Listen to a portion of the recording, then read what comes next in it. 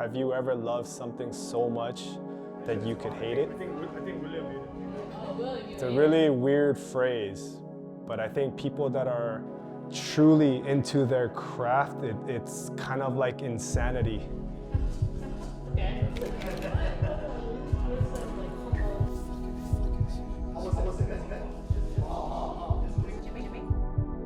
I try so hard to be the best that I could be that it also could hurt me.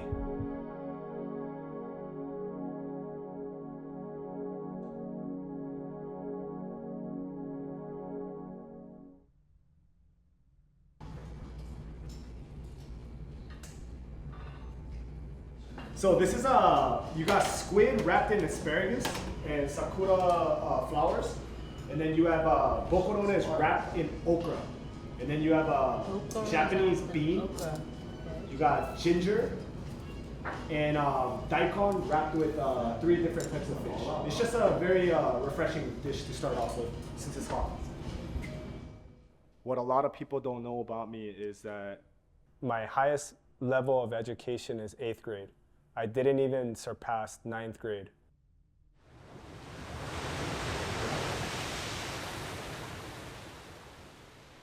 I grew up in Hawaii. My mom and my father, they split, so my mom took me and my brother to Honolulu, Hawaii, and I lived in Makiki pretty much half of my life. My mom then, she would work at the bars, you know, just to be able to make ends meet. And I don't know if you know Hawaii much, but in Hawaii, it's a very small island, so, you know, it could get kind of boring. So I was in a gang, I joined this gang, and I was just running it hard. I was their young juvenile, and I was crazy, and I wanted to prove myself. Fighting, stealing from people, stealing from my own friends, robbing. I was a ex-drug addict. I did some horrible things that I'm not proud of. And I got kicked out of Hawaii. And the deal was that I couldn't come back until I was 18. My mom sent me to my dad in Seattle. My whole life, he's never even sent me a birthday card. And the day that I see him, he tells me I need to pay rent.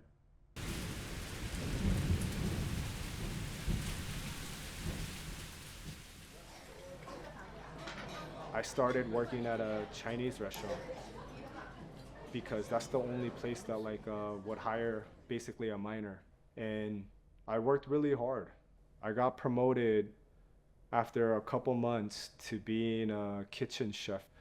And I started making noodles. I started making sweet and sour chicken, orange chicken, sweet and sour pork. I started learning all that at a very young age. And then, you know, obviously things got bad in Seattle for me too, because I kept fighting. Just bar fights, street fights. I was almost about to relapse, getting back into drugs again. So I go to Colorado, and my mom found me a job at the sushi restaurant as a kitchen chef. I was making tempura, you know, bento boxes. And one day the chef asked me, he's like, hey, like, you know, you're young, you're very handsome, and you speak English. So have you ever thought about making sushi? And I was like, oh yeah, like, I think it's easier than kitchen. And he's like, no, it's not. And that's where it all began. But then I started getting into MMA.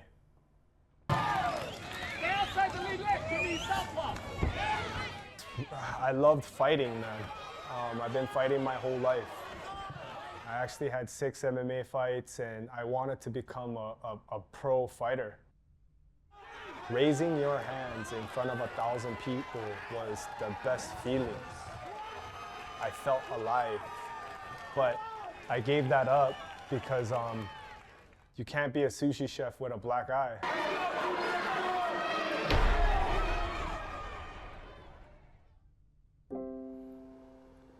Hi, Maya.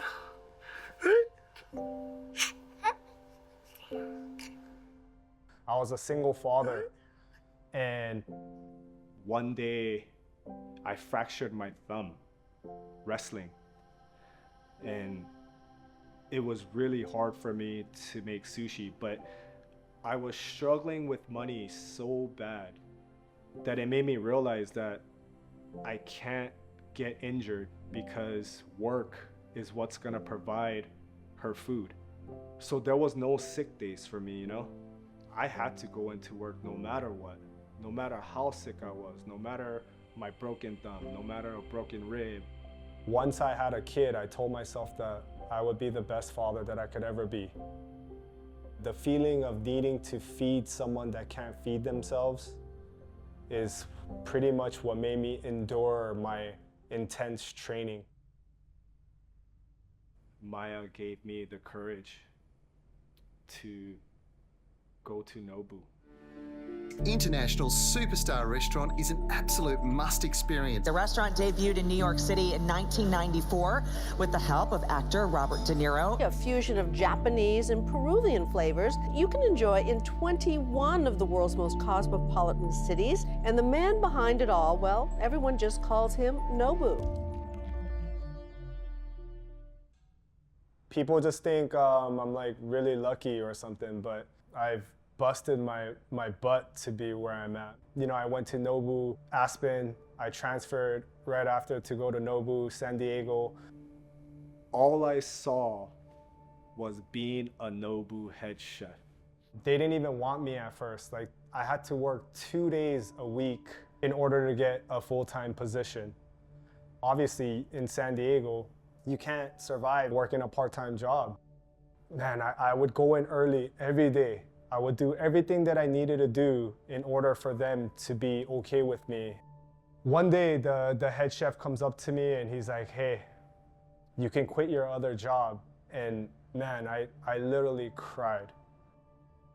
I busted my ass so hard and so long under the best Japanese chefs. I had so many great mentors there. And I thank them all. They made me good. I think Nobu was the longest place I worked at. I was super cocky. Like, if there was nothing else for me to learn there, I would just quit.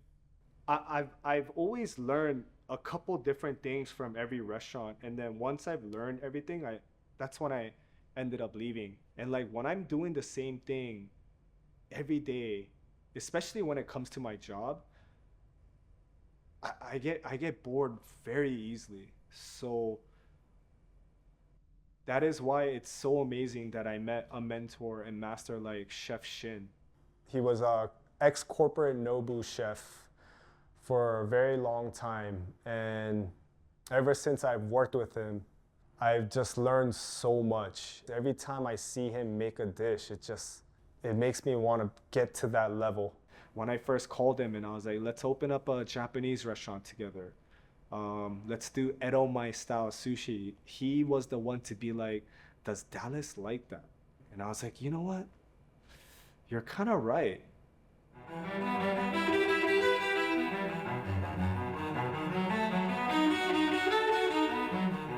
I wanted to open up a shoyo and be like an Edomai restaurant. But here, this is Texas. So why can't we incorporate different flavors? Let's create, let's be different. Let's use different ingredients and let's pair the fish with different ingredients, like a mango salsa, like a guac on top of salmon, or like a basil pesto. Why not fry a cheese ball and put it on top of salmon?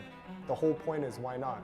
You know, it's more exciting. It's more fun to be able to just make something and be able to test it out on each other and everyone be like, wow, dude, that's amazing. I think this is why I opened shoyo, or not I think, this is why I opened shoyo.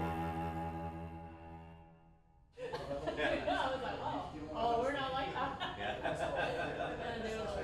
Sometimes with the blue late night.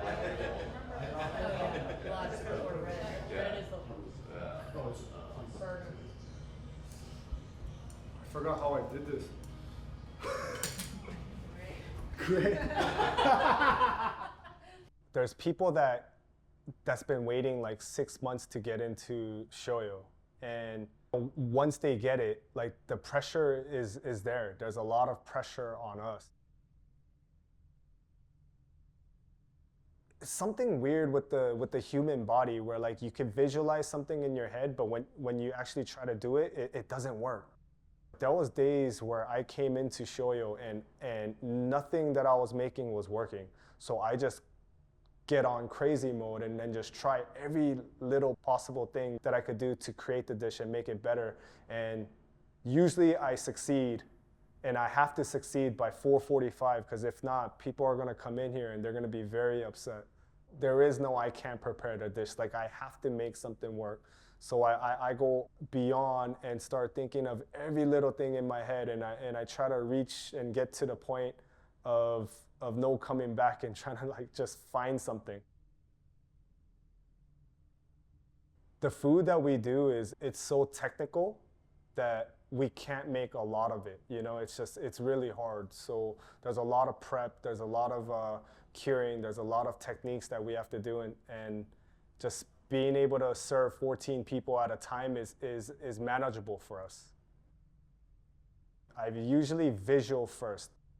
I visualize the idea and then I execute it. And there's times where it doesn't come out good. There's times where something is lacking. That's when, you know, my inspirations start coming out and I start thinking of different ways and start adding in different things to complete the dish.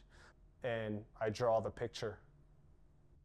For the customers to acknowledge that and see what we're trying to do here, and them be able to compliment us and say, wow, this is the best sushi that we've ever had. How'd you create this is what I actually want to be at. I'm very big on like pleasing everyone. I've always kind of been like that. I've always wanted people to just say good things about me. You know, I always try to get that. If someone doesn't really like, if they're not really enjoying my sushi, I can't sleep. You know, if there's a complaint about the restaurant, if there's a bad review, I'm one of those guys that just, it tears me down. You know, people think that they're watching the chef, but just as much as you're watching us, we're watching you. I like to see these reactions, either this or this, but I'm always watching, and if I see one out of those two, it makes me super happy.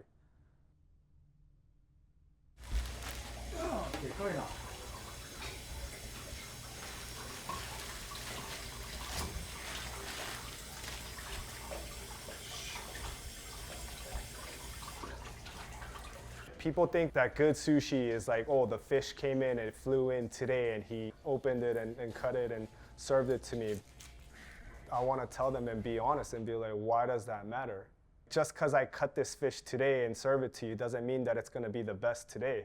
I promise you it's going to be warm, you know, and you're going to taste a little bit of blood, and it's going to be a little mushy. Sometimes you need to age the fish and get the amino acids out of there so that it breaks down the fish and it actually tastes better that way. When it comes to sushi, it doesn't need to be the freshest fish. It needs to be the best sushi rice. Sushi is actually the shari, which is rice, which is sushi vinegared rice. I try to use the best vinegars into the rice. It gives it a darker, more aroma, more umami. You know, just putting fish over rice is one thing, but the amount of vinegar you put in, the amount of rice ratio, the forming of it, the length of it. How old is this tuna? Was it a female? Was it a male? There's so many ways that you could do sushi, and that's what makes me love what I do.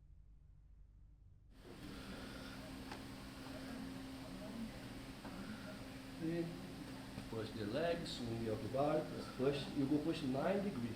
90 degrees here? Yes. Flip. Slide.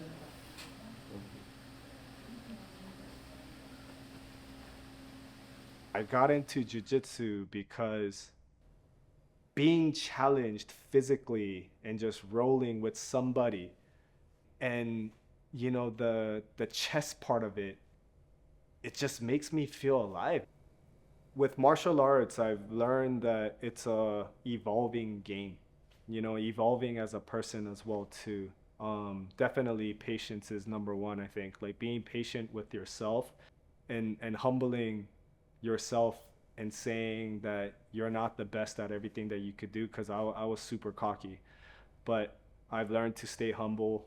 I also learned how to manage my strengths, manage breathing. Things happen in the restaurant all the time. Someone had a late allergy reaction, or someone didn't show up. Some of the best professionals that I've ever worked with or seen stay composed and they make things happen. The worst thing that you could do is panic. So I have to calm myself and start breathing and start telling myself, hey, you're okay. You're not gonna die. There is a tomorrow. And everything just kind of works.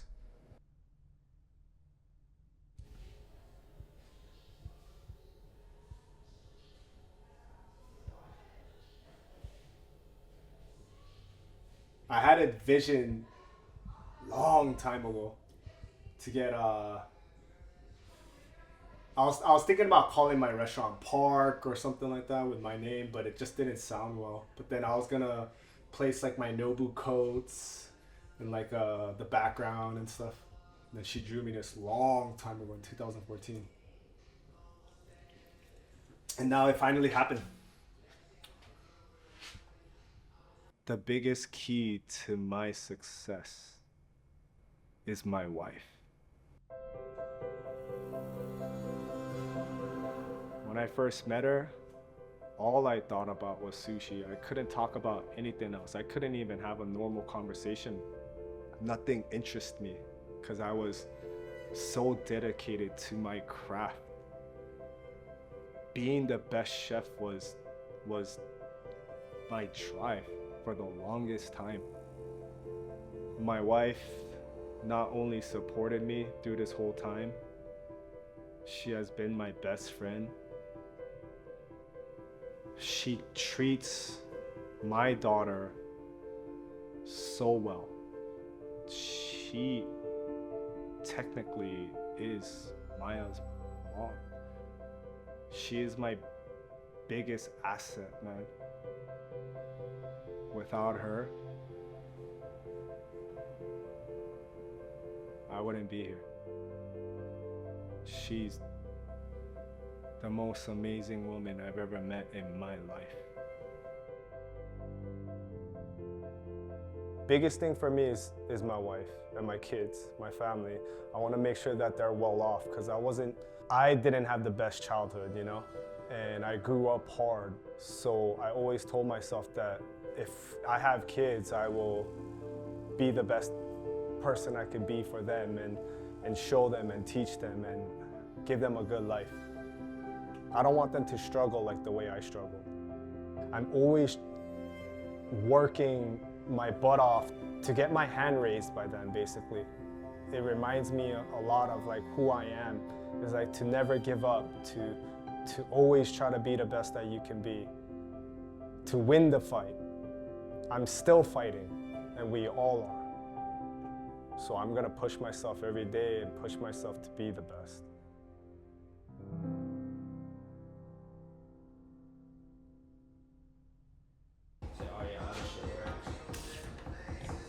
And this all drains into that.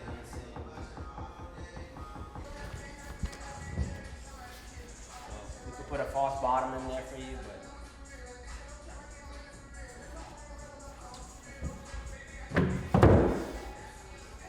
I need to get like ground protectors, huh? yeah. I'm not sure if those legs supposed to come with something. They might. No, it doesn't. It's just I need to put something here. Where's the sliders? Yeah, sliders. Plastic. Wow. I'm opening up 2 restaurants. I have 2 restaurants under my name. I've opened up 4 in Dallas within the time of me being here.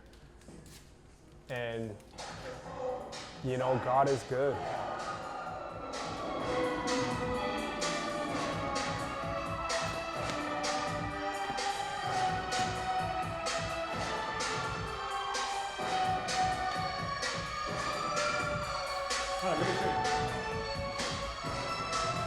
Sushi bar.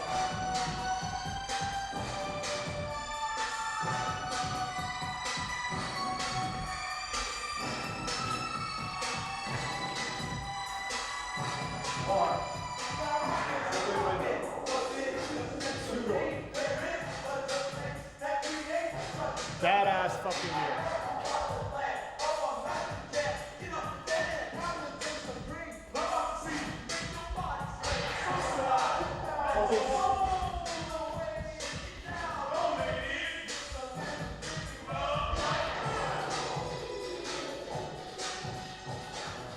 Sushi bar.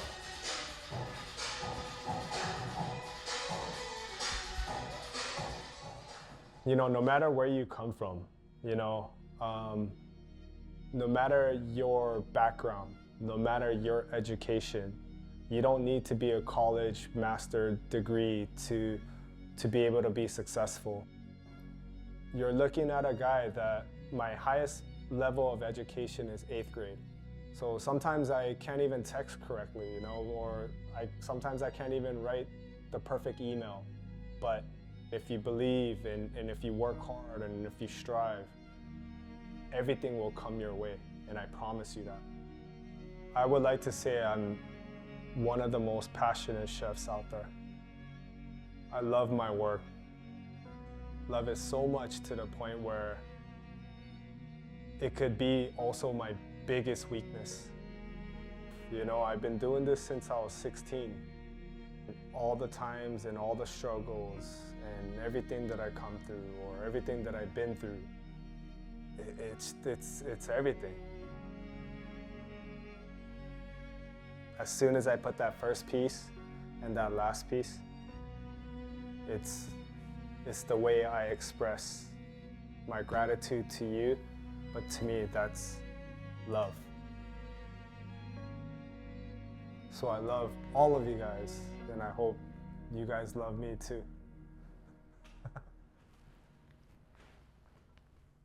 I don't know what else to say to that, man. It's just love, bro.